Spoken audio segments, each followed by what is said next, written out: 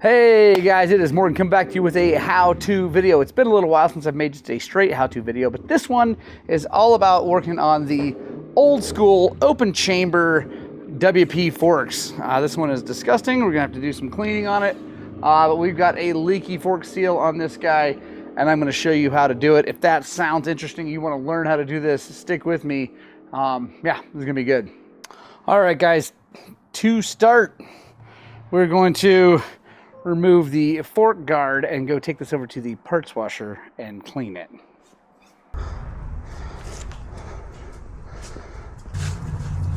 Not really, because I know how expensive they are, but I feel like we should be Army guy. All right, clean enough to get started. We'll get it back over there in a bit. And yeah, I am using this thing to film some up close stuff for shorts and things like that. I'm trying to up my game here on the internet. So got to remove the bleeder. I do not like these Motion Pro style bleeders. I like the company Motion Pro. I don't like these bleeders. Boom, there we go.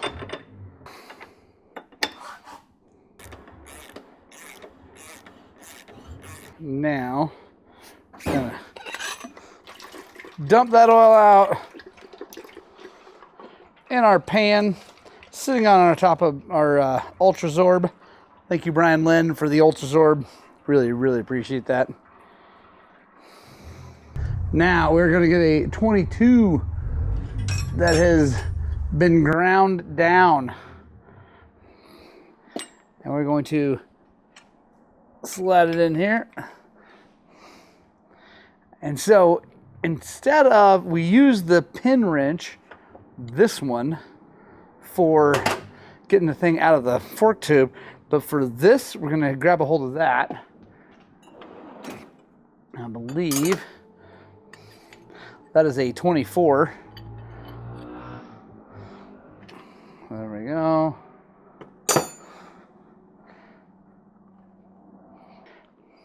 Gotta pay attention. It's got spacers right there. You can see. Gonna leave those on there to set this out of the way.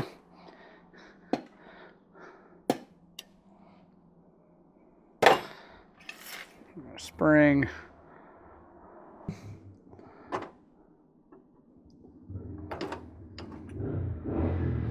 Up here, we've got to remove this plug, which I hate these things, but I mean, they are nice because they keep dirt and stuff out of the clicker, but they're kind of a pain in the butt.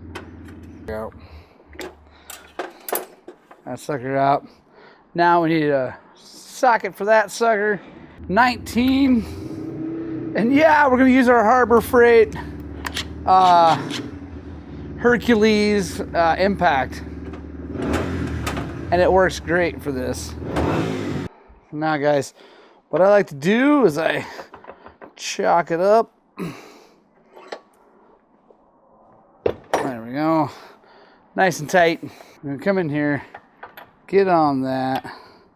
And we're gonna pull. If you guys can see this, we're gonna pull this up. And we're gonna cock it just a little bit over. There we go. Now, you want to do this over a pan or something that can handle oil, because that thing is going to come out.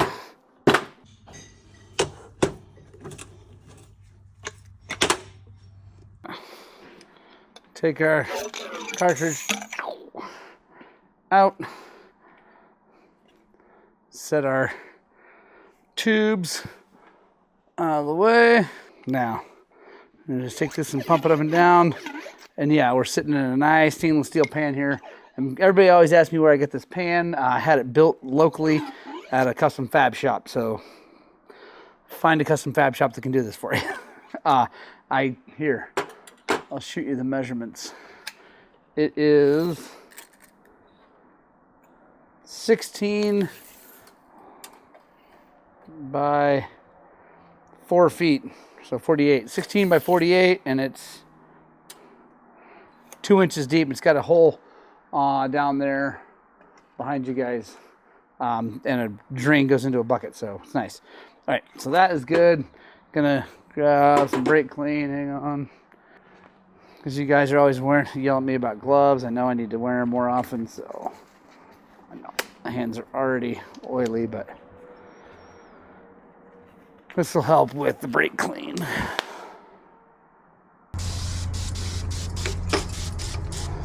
I like to spray some in there, pump it up and down.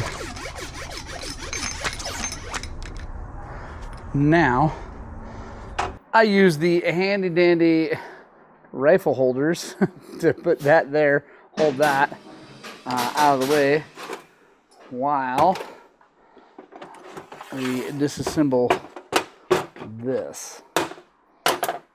And also, guys, with the base valve, take some brake clean.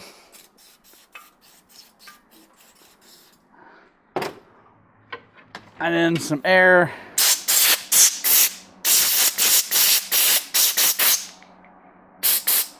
That'll blow anything out of there and get it out of the shims and all that. So, yeah, that's a good idea. Now, let's do the seals.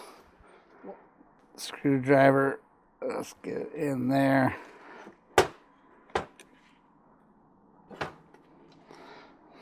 Now, in here on KTMs, you got to find the right part of the circlip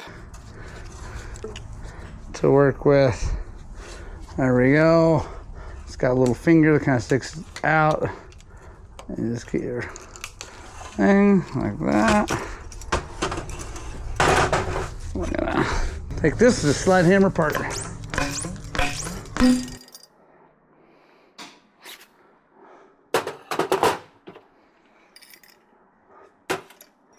Now, I'll take a look at these bushings. They're actually in pretty freaking good shape. You can see it's got a little wear on the outside. We're gonna run them because my buddy is cheap. So, but we're also gonna do, he only brought an oil seal. We're doing an oil and a dust seal, not just an oil seal. Now I'm gonna run these over, wash these again in the parts washer, and be right back.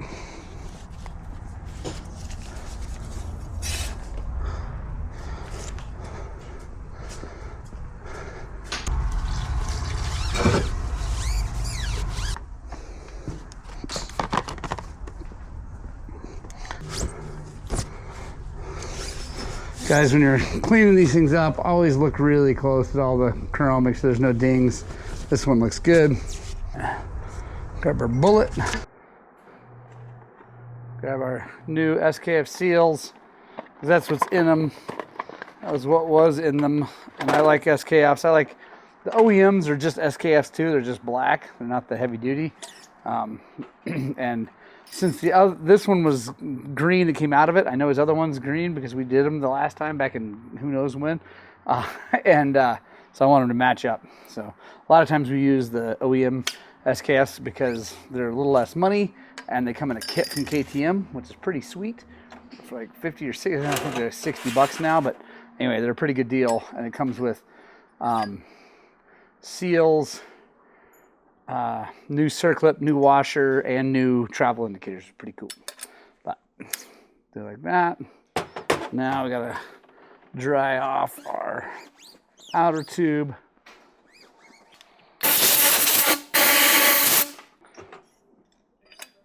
Assemble.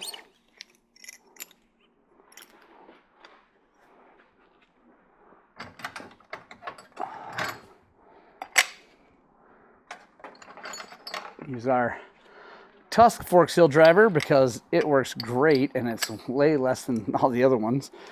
Link in the description for Rocky Mountain ATV, guys. If you already shop there, please consider using our link. It does help this channel a monumental amount. So it really means a lot. So if you guys do that, I'd appreciate it. That'd be great. But as I try to always remember to say, please shop local first. If you can buy stuff from your local shop, keep them in business.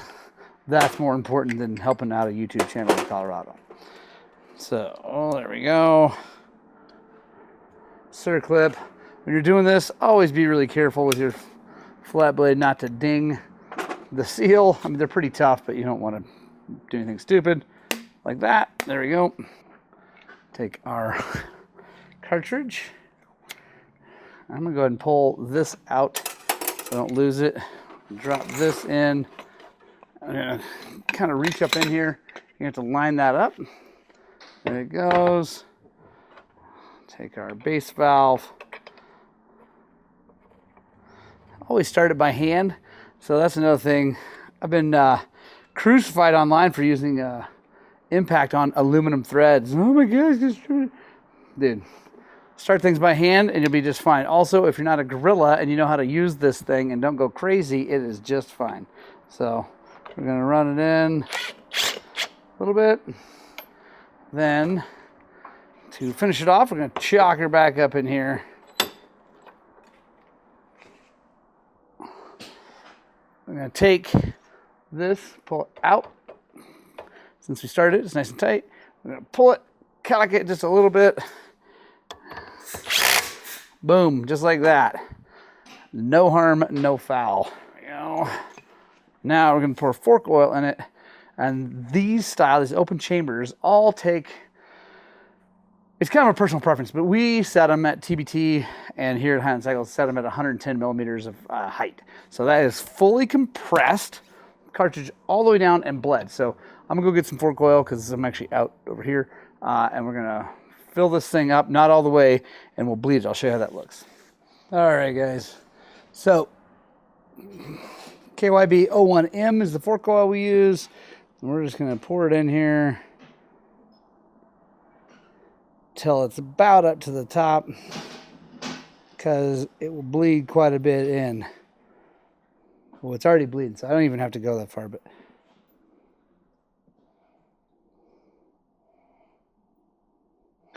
let me show you guys a little trick. If when you're doing this, it's not bleeding very well, this one actually is, so that makes it easy. But if it's not, what you can do is take this up, hand over it, and push down, and that'll force oil into the cartridge. There we go.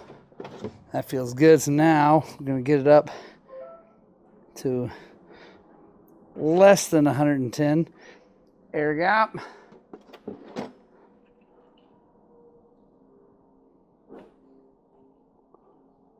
Then we're going to grab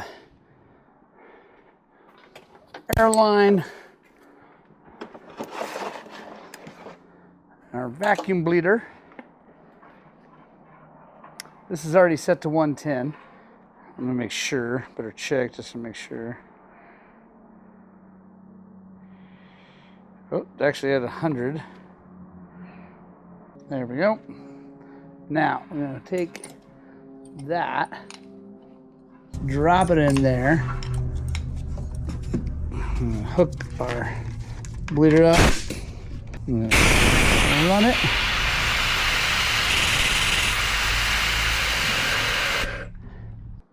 I'm going to take our setup, grab our spring. Oh, one thing. This, you want to take this, you want to spin it all the way down till it stops. You don't have to tighten it, just till it stops.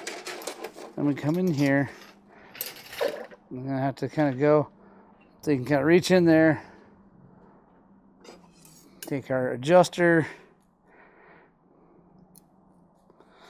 Put it in. I always grab it, make sure it is springy, like that.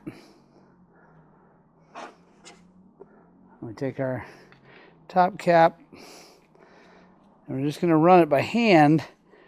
You can run it down, and it's going to run until it stops on the rod. And you want, that's why you have this all the way down, so it stops on the rod. So that way your clicker is doing what it's supposed to do. Just going to run it like that. It stops, and then this starts to come up. So it hits the top, and then the holder, the lock nut, which is this whole spring holder thing, comes up. Then we're going to push it down. There we go. Grab our 24 again. Again, if we grab this, it'll change the preload. I'm just going to Like that. Nope, not using a torque wrench. Don't think I need to for that. There's lots of times you need a torque wrench, but that's not one of them. Come up. Put this back in our soft jaws.